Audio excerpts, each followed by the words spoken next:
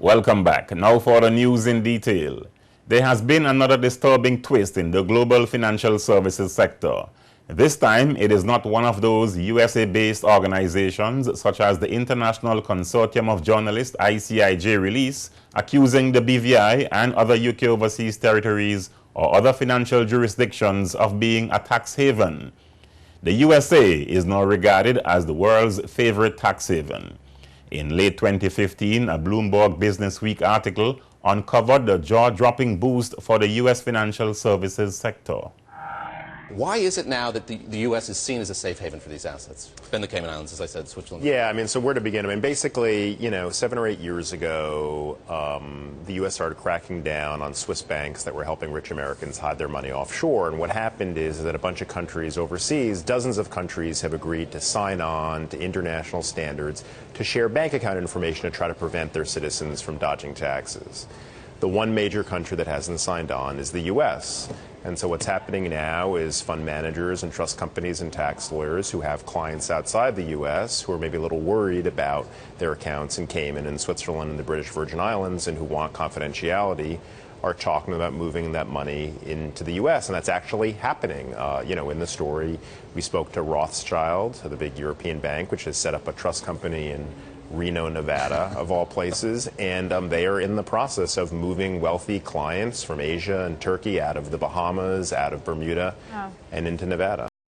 Businesses are reportedly moving out of jurisdictions like BVI, often branded as tax havens by international regulatory bodies such as the Organization for Economic Development, the OECD, among others, and members of the G8 group of countries, which include France, Germany, Italy, the United Kingdom, Japan, the United States, Canada, and Russia.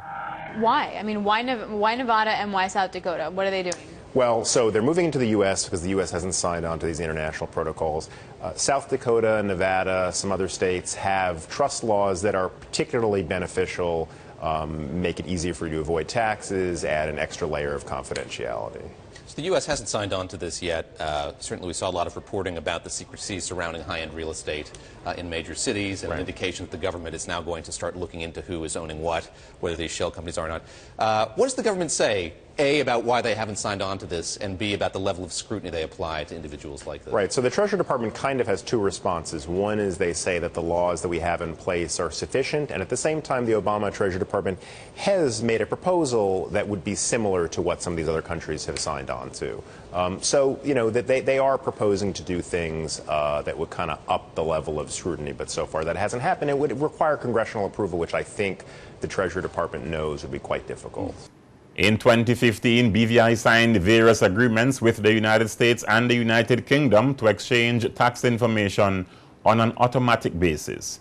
This, in addition to becoming a signatory to the Multilateral Competent Authority Agreement, comprising over 50 countries, and one of the early adopters of the Common Reporting Standards pursuant to the Multilateral Convention on Mutual Administrative Assistance in Tax Matters.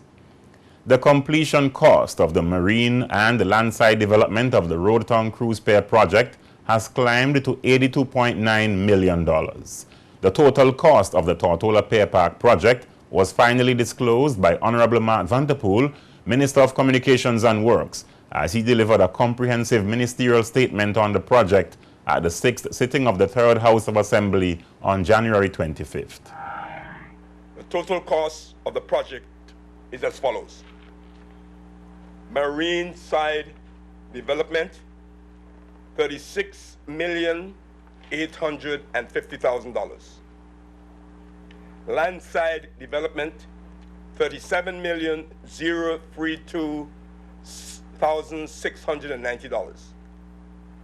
Soft and administrative costs, $9 million. This means, Madam Speaker, that the total estimated completion cost of the Cruise Pier Development and Tortola Pier Park project is estimated to be $82.9 million. The total cost of the project is estimated to be $82.9 million. In 2014, a BVI cruise pier expansion fact sheet published by the BVI Ports Authority said the Roadtown Cruise Pier development and the Tortola Pier Park project would cost approximately $57 million. While he did not outline the reasons for the cost overrun of just under $30 million, the Communications Minister listed the sources of financing for the project.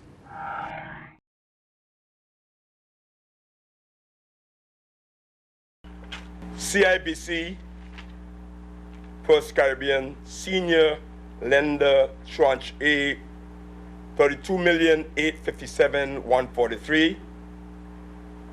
CIBC Senior Lender Tranche B, $17,142,857.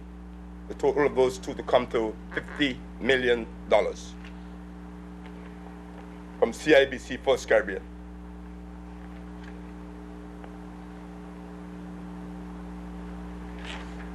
BVI, advances from BVI government, $8 million. BVI Social Security Board, preferential shares, $5 million. Financing through a public offering, $1,528,000. BVI Port Authority, $8,179,359. $8,179,359 already vested. The balance will be funded through BVI Ports Authority of $10,208,198 to make a total completion cost of $82,915,557. $82,915,557. Funds paid out to date on the project amounts to $71,900,000. Funds paid out to date. Speculations have been rife about a reduction in the head tax agreement between Norwegian and Disney Cruise Lines and the government of the Virgin Islands from $15 to $7. Many believe that the agreement was compromised after the Pier Park project missed critical completion deadlines. However, Honorable Mark Vanterpool has refuted those claims. The guaranteed revenue for this park is, on an annual basis, 425,000 passengers by $15 per head, equaling $6,375,000 guaranteed revenue through the cruise pier passengers. Guaranteed revenue, $6,375,000, that is based on 425,000 passengers through the berthing agreements. However, there will be additional ships, and the anticipated amount of revenue from head tax is expected to reach to $15 million by year 3 as projected, as a result of an anticipated 1 million cruise passengers arriving to the territory annually by that time. The anticipated figure already for this year, Madam Speaker, based on bookings, exceeds 650,000 passengers. In addition, Madam Speaker, the Pier Park lease agreements is expected to generate an annual revenue of approximately $2.5 million, plus additional revenue from park activity of $300,000, totaling approximately $2.8 million annually. The Roadtown Cruise Pier expansion and the Tortola Pier Park development project was solidified with the signing of berthing agreements between the British Virgin Islands Ports Authority and Norwegian Cruise Line and Disney Cruise Line on January 17, 2014, to ensure there will be a minimum of 425,000 cruise passengers visiting the BVI shores annually for the next 15 years. And as the Communications Minister has stated, through that berthing agreement, the TPP is expected to generate some $6.3 million annually in guaranteed revenue. And Communications and Works Minister Honorable Mark Vanterpool says the opening of the Tortola Pier Park, which is expected to take place on February 16th, is pretty much a new town within the city of Roadtown. A description by me of this park would not do any justice. One has to personally visit the site to get a full appreciation of its usefulness and its beauty. It is a whole new town in the capital city of Road Town, Madam Speaker. This site consists of 11 new buildings, 18 kiosks or huts, and 1 gazebo, for a total of approximately 102,358 square feet, at a total building cost itself of $24,582,000. I want to make sure we're not confused with the figures. This $24,582,000 refers specifically to the building costs themselves. The December 22nd, 2015 grand opening of the Pier Park was rescheduled to allow for the outfitting and opening of more shops at the venue. Now, as we move closer to the much talked about February 16th grand opening ceremony, we went to the site to get a fresh perspective on the state of the project. As we move closer to February 16th, we've decided to return to this very site where we were in the first week of January to give you an update on the progress on this particular aspect of the Road Town Cruise Pier and the Tortola Pier Park project. And in terms of the work completed, a considerable amount has been done given the couple of weeks since we've been here. We can see evidence of sidewalks in, more roads completed, more landscaping being done, and in some cases as well, some of the shops are already being decorated, so that seems to be a sign that they are inside getting ready for the opening on February 16th. Of course, work is still ongoing. Construction work, and in some cases what appears to be landscaping work as well, still ongoing. But for the most part, most of the buildings look complete from where we are standing from this particular vantage point. Again, we have not ventured inside because we're waiting on the authorities to officially invite us in, and we suspect that that may not happen until February 16th. Until then, this is an update as to where the Tortola Pier Park project is at this particular stage as we move closer to February 16th. We're going to get to see what inside looks like, I'm sure, on the opening day of February 16th. But it's your guess as to whether or not they have made meaningful progress, steady progress, and whether or not the site is actually ready for February 16th.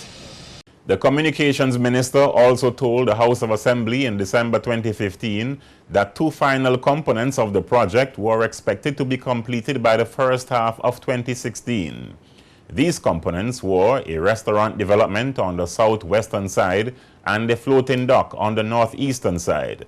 But in his January 25th, 2016 statement, the minister made reference only to the construction of the floating dock to be constructed by Meridian Construction at a cost of $1.3 million.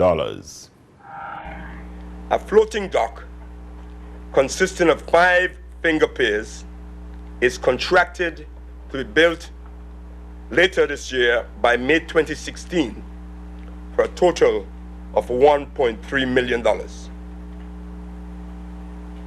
which will bring the total cost of the marine side of the project to $36.8 million. In August 2014, Ideal Meridian started marine work to lengthen and widen the Road Town Cruise Pier. That phase of the project was completed in July 2015. Premier Dr. Orlando Smith has ordered an audit on the Pier Park project to be carried out by an unnamed internationally recognized firm to ensure that government adhered to the highest standards of transparency and accountability. Opposition Virgin Islands Party members have rubbished the Premier's announcement, while the Communications Minister, Honorable Mark van der Poel, has called for the audit to be executed as early as possible. The Virgin Islands government is moving closer to have the Terence B. Lettsome Airport runway extended from its current 4,596 feet to 7,100 feet. Despite concerns in some circles about the territory's financial standing to successfully embark on the airport expansion project, the National Democratic Party administration seems confident about the undertaking. Delivering a ministerial statement at the 6th sitting of the 3rd House of Assembly on January 25th, Deputy Premier Dr. Kedrick Pickering said government intends to pursue a design-build model for the airport expansion project. Madam Speaker, following our engagement with the bidders and after careful consideration, I can today say to the members of this Honorable House and the citizens of this territory that the government has concluded that the design-build model provides the best way forward. Discussions will take place with the bidders with a view to reaching an agreement by the middle of this year on a contract to construct the airport runway extension and the associated works. Once construction gets underway, it is expected to take around 12 to 36 months to complete. The runway extension will be built on an embankment, and a key design requirement will be to ensure the continued flushing of Trellis Bay. Minimizing the environmental impact of the project both during and after the construction is a priority for this government. The current orientation of the runway remains with extensions into Well Bay to the west and into Trellis Bay to the east, bringing the runway total length to 7,100 feet from its current length of 4,596 feet. The runway will be designed to accommodate Airbus A320 and Boeing 737-800 jet aircraft. Opening the BVI to these aircraft will bring the prospect of direct flights from a wider range of North American destinations and improve connection for travelers from Europe and beyond. Back in February 2013, Dr. Pickering said 5 companies met the pre-qualification conditions to undertake construction works on the TB Lettsome Airport project. Of the 5 companies, he said only 3 submitted proposals. Those proposals ranged from the lowest $377.1 million to the highest of $415.5 million. Also in February 2013, the Deputy Premier told the House of Assembly that design work on the airport expansion project was expected to be substantially complete by August of 2013, and that construction was likely to begin in the last quarter of 2013. Fast forward to 2016, Dr. Pickering says government is optimistic about having a contract signed somewhere around the first quarter of this year. I am pleased to echo the comment previously made by our Honorable Premier that Her Majesty's government in the United Kingdom agrees that this infrastructure project is affordable in the context of the BVI medium-term fiscal plan, and we are now actively seeking financing for the project. Since the commencement of this project, we have been careful not to release specific information prematurely. This is deliberate on our part, as we must take every necessary precaution not to prejudice the process.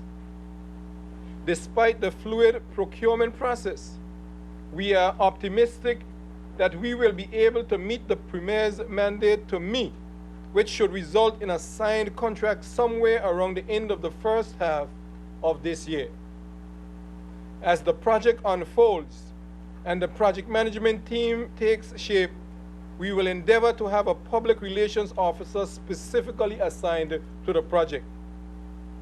This individual will bridge the gap between the project and the various media houses to ensure that information is disseminated on a timely basis.